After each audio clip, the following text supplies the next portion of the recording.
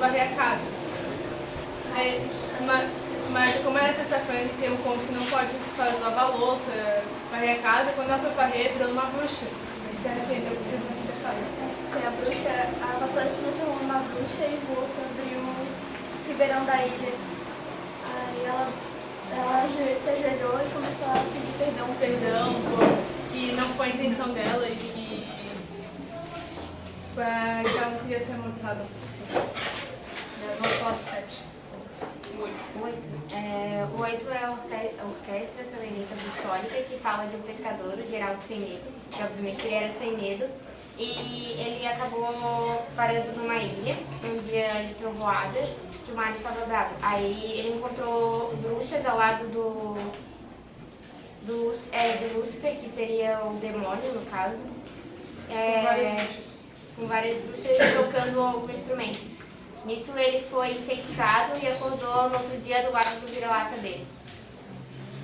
O nosso conto é a Armadilha para Apanhar Bruxa, Paz em Vigília, e ele conta da história de um menino que estava sendo embruxado. No meio da história vai uma bruxa chazeira na casa da família, vê o menino e vê que ele está ficando realmente doente. Depois disso, uma amiga da família chega lá para procurar uma galinha para poder botar os ovos a chocar e diz pro pai do menino ir procurar a benzideira. A galinha. O pai ir procurar uma benzideira para poder curar o menino. A benzideira vai no local, benze o menino e diz para eles fazerem uma armadilha, que daí tinha que colocar 9 alhos de dente dentro de um prato com água. Contrário, 9 dentes de alho. 9 dentes de alho. Dentro de um prato com água, com uma tesoura em forma de cruz. E daí eles conseguiram pegar a bruxa no meio da madrugada que foi embruxar o menino. Era uma bruxa novinha. E que daí quando ela entrou na casa, ela lembrou da cruz que tinha na frente da casa dela. Isso fez ela ficar enfeitiçada só pela metade. Daí chegando lá ela viu a armadilha e foi pega.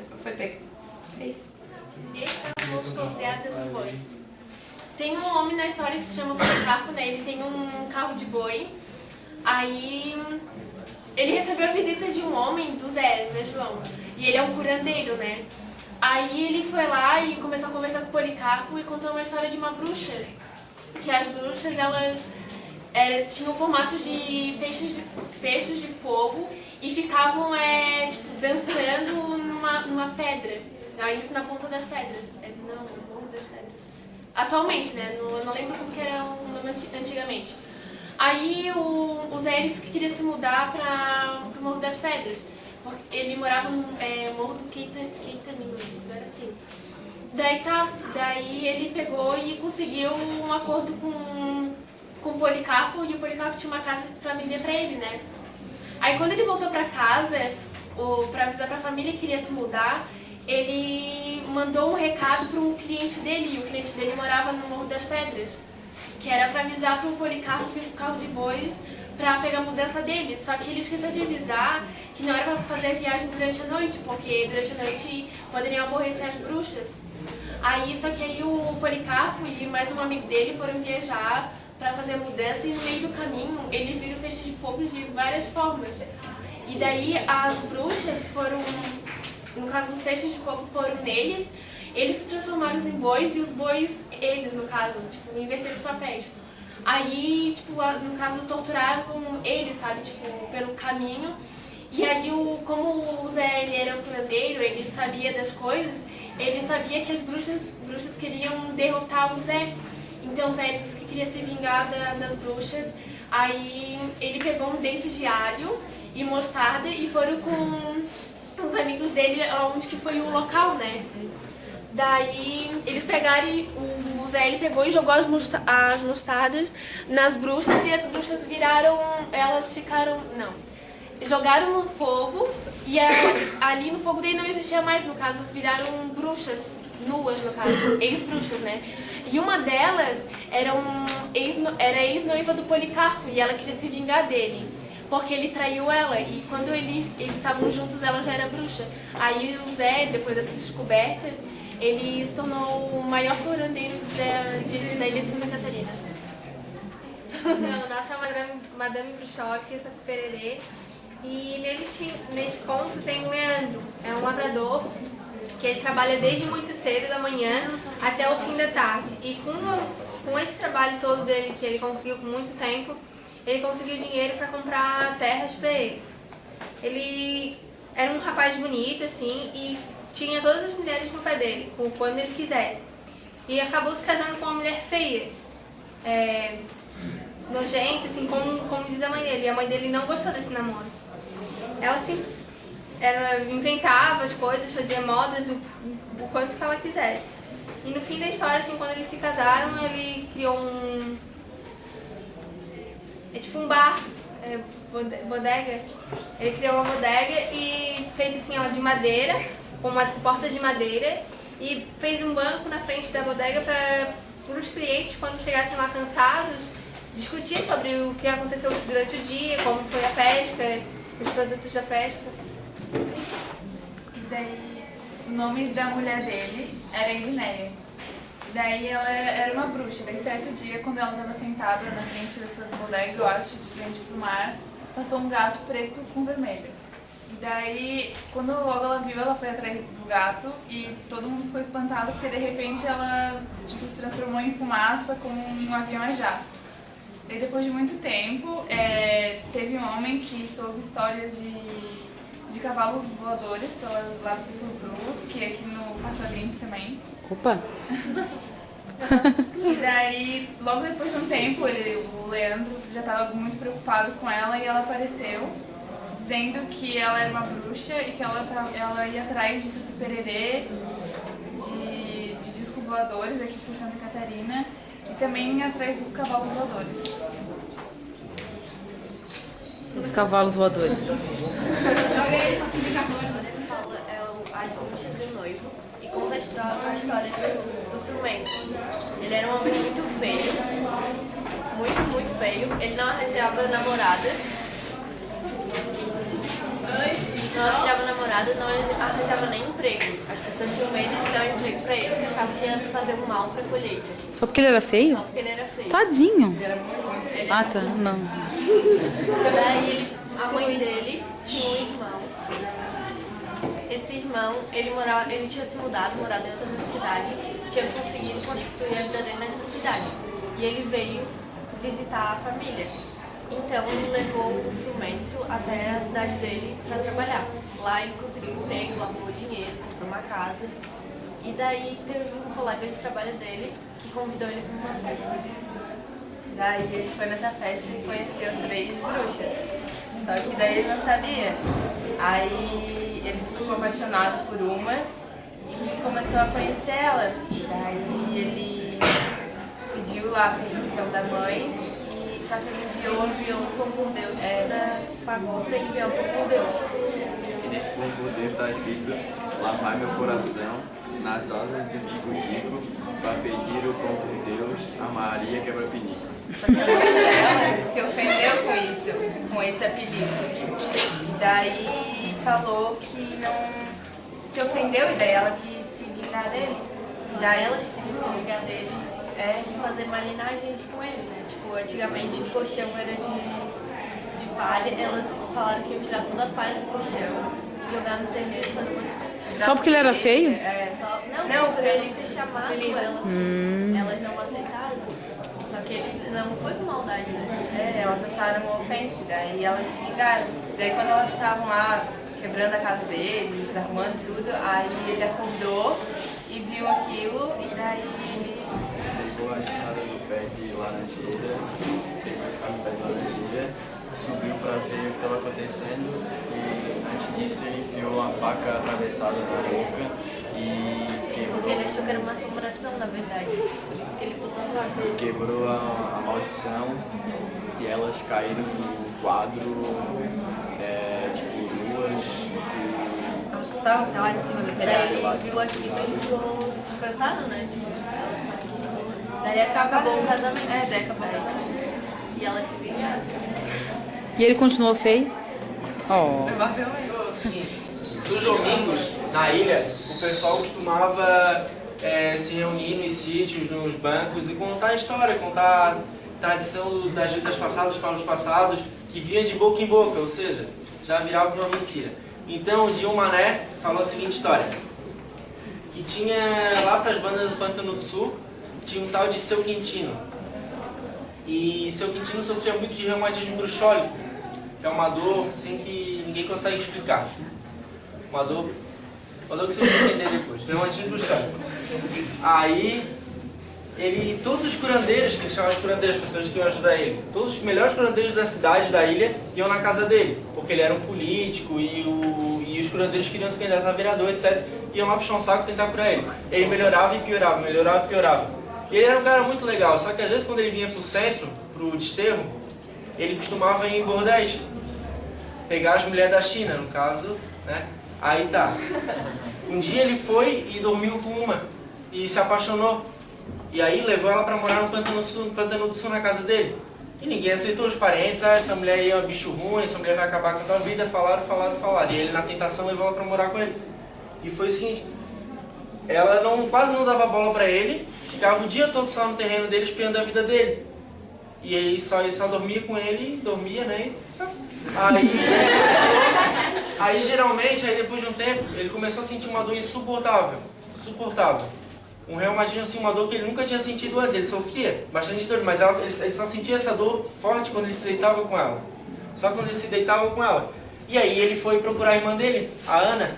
E a Ana recomendou que ele fosse lá no Ribeirão da Ilha procurar um tal de Seu Adão, um curandeiro muito famoso. Um dos melhor da cidade, assim, que ele não conhecia.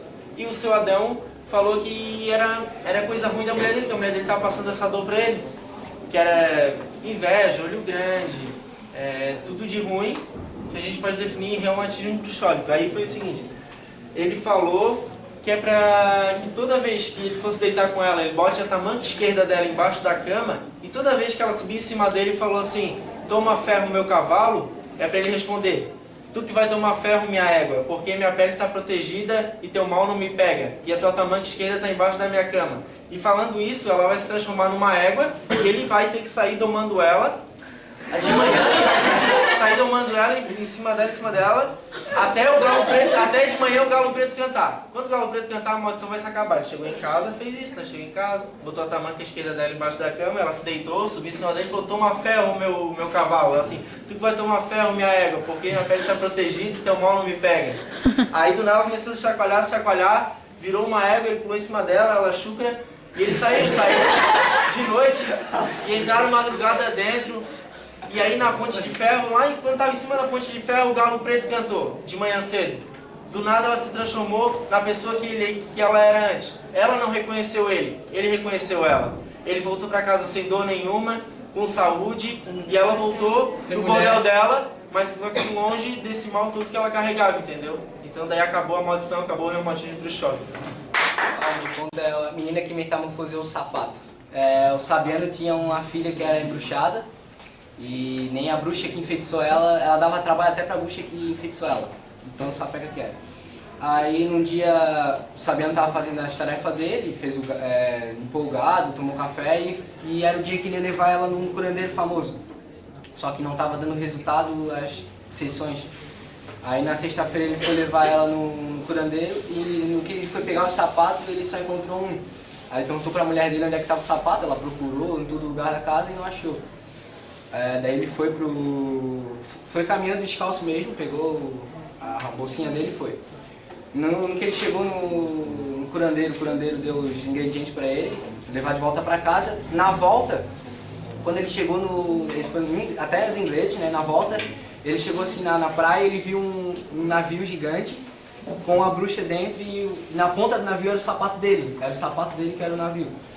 Aí ele voltou pro curandeiro, contou toda a história, daí o curandeiro pegou um alho e mandou ele até para casa com o alho na boca.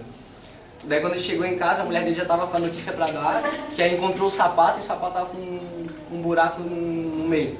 Aí ele chega e fala ele pega e fala no final que sabia que essa égua ia dar trabalho para mim, no final essa é a história. Eu falo sobre a lamparina, o catuto e metamorfose.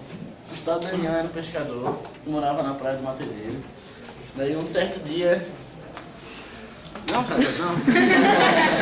Certo dia, eles e seus camaradas redeiros foram pescar na Lagoinha do Leste. Ao chegarem lá, acenderam uma fogueira e ficaram conversando, até que o assunto chegou no mundo sobrenatural da bruxaria. Tá. Zé Marreco, que era um dos pescadores, começou a xingar as bruxas e se perguntar por que elas habitavam esse mundo. Tanto falava até que as pedras começaram a cair sobre eles, seguido de um forte estrondo no mar. Pensando que era uma tempestade, logo foram acudir a canoa que estava atracada. Para a surpresa de todos, a canoa não estava na praia, e sim fora do mar, ocupada por seres de outro mundo. A Lamparina, o Catuto e o Lerme se metamorforizaram. Eles estavam pescando sozinhos. Custódio ficou enfurecido com Zé Marreco.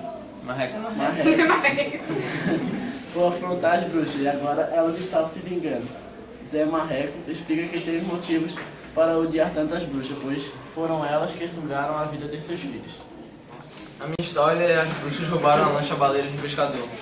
Ela conta a história de Balduino, que morava na costa da lagoa, e ele era conhecido por ser um pescador muito limpo. Daí ele sempre limpava bem seus barcos e tinha vários barcos no seu rancho. No rancho, é. Daí na manhã, sexta-feira, ele chegou no rancho dele e ele notou que tinha uma lancha que estava suja, cheia de areia. Daí ele pensou que podia ter sido maré alta, porque não tinha pegado nem nada. Daí ele falou isso para os amigos dele e eles falaram que poderia ter sido as bruxas que elas estavam agindo naquela região. Daí ele botou na cabeça que era isso e na noite seguinte ele ficou escondido na lancha. Daí nessa noite as bruxas chegaram e elas estavam peladas, nuas, e tinham cabelos muito compridos. E a líder delas... Eu era a líder delas. A líder delas, por onde passava, ela deixava um rastro de fogo, porque o cabelo era muito comprido. Encostava no mar, daí. Deixava um rastro de fogo. Daí, tipo, elas fizeram uma viagem ali da Lagoa da Conceição até um lugar assim desconhecido, sabe? Que ele nunca tinha visto. E foi tipo em segundos eles fizeram essa viagem. Aí quando eles chegaram lá, ele tava escondido, né? Tipo, num cantinho assim, que elas não viram ele. Só a prima dele que ela era bruxa também. Só que ela tava protegendo ele, assim. Quando a bruxa sentia o cheiro dele, ela falava que ela distraía elas, sabe? Pra elas não descobrirem onde ele tava. Aí quando eles chegaram nessa ilha, as bruxas logo saíram assim pra fazer as artes assim que elas faziam, né? Aí ele chegou, saiu do barco bem rápido, pegou um pouco de areia e uma flor que tinha lá, daquela terra, assim. Aí tá, ele voltou, daí logo em seguida elas vieram e voltaram lá pro rancho. Daí eles guardaram o rancho. Guardaram a lancha lá, direitinho. Aí não deixaram nenhum rastro, sabe? Daí elas chegaram e evaporaram. Aí no outro dia, esse pescador, Balduino, ele começou a perguntar pra todo mundo onde era aquela areia e aquela se alguém conhecia de onde veio. Daí um dia a prima dele foi na casa dele, porque ela era madrinha dele também, madrinha do filho dele. Aí ele perguntou pra ela, tu conhece essa rosa e... Flor. Aí nós era uma rosa. E essa areia, daí ela confessou que era uma bruxa, sabe? Daí ela falou, eu conheço, é lá das Índias, da Índia lá. Que desde os tempos dos Açores as bruxas iam pra lá. Que elas iam, tipo, pra lá pra fazer as artes delas, assim. Eu acho que a sede delas era lá. A sede. A matriz. Era a tribo dela. A reunião. Sei lá. Aí ela confessou que sugava o sangue do filho dele, mas ela que defendeu ele, sabe? Só que ele não acreditou nela. Ele acreditou que ela era uma bruxa igual as outras. E o que protegeu ele delas era o escapulário que ele tinha? É que ele tinha um santinho assim que ele sempre carregava. Bom, a história da eleição bruxólica ocorre na ilha do Desterro e é principalmente num bairro do interior. E vão visitar um cara que ele é bem sucedido, assim, ele tem muitas terras lá na ilha, lá nesse bairro, né? E vai visitar ele uns candidatos da Câmara. E lá eles oferecem muitas coisas para esse rico que se chama Seu Deolindo. Eles oferecem, se ele conseguisse bastante votos para os candidatos, ele vai dar vários bens assim, pra ele. Ele oferece carro, casa nova, enfim, várias coisas. Aí o seu Deolindo fica feliz, né, com tudo aquilo que ele prometeu dar e corre atrás de voto para esses candidatos, né? Então ele chama o seu Serafim, que é um senhor mais de idade, mais experiente lá do bairro deles. E o seu Serafim, com convite do seu Deolindo, né, andando pela estrada e encontra o seu Vicente. E daí convida esse seu Vicente para ir junto com ele. E aí o Vicente diz para ele que esteve no dia anterior na casa do seu Deolindo e ouviu a conversa dos candidatos com o seu Deolindo. E conta pra ele tudo que os candidatos prometeram. E o seu Vicente ficou com o pé atrás, assim, né? Porque, de repente, num bairro que não se tinha nada, chegar alguns caras e oferecer várias coisas que eles nunca viram. Mas mesmo assim, ele vai até a casa do seu Deolindo, ouve tudo que ele tem pra dizer, né? E o seu Deolindo fica um tempão, assim, tentando convencer eles que aquilo era coisas boas e que eles realmente iam dar, que eles eram muito ricos. E aí o Serafim não se convence, assim. Pega e sai da casa do seu Deolindo discordando com tudo que ele falou. E daí, voltando para casa do seu Vicente, ele faz uma analogia da história dos candidatos com a eleição das bruxas. Porque na Ilha dos Açores diziam que arrebanhavam algumas mulheres para ser bruxas, né? E aí, a mais velha do bando era a bruxa-chefe, pode-se dizer assim. A bruxa-chefe daquele bando ali. E quando ela está prestes a morrer, eles pegam e fazem tipo uma disputa. A eleição delas é uma disputa. Elas têm dois grupos em que elas se disputam para ser a bruxa-chefe. E daí essas fazem juramento, né, para fazer tudo que o Lúcifer mandar. E aí ele falou que espera que a eleição dos candidatos não seja a mesma coisa que as bruxas, né? E que se fossem, porque elas só querem fazer maldade, e que se fosse o seu Deolindo ia ter que se entender com todas as outras pessoas do bairro.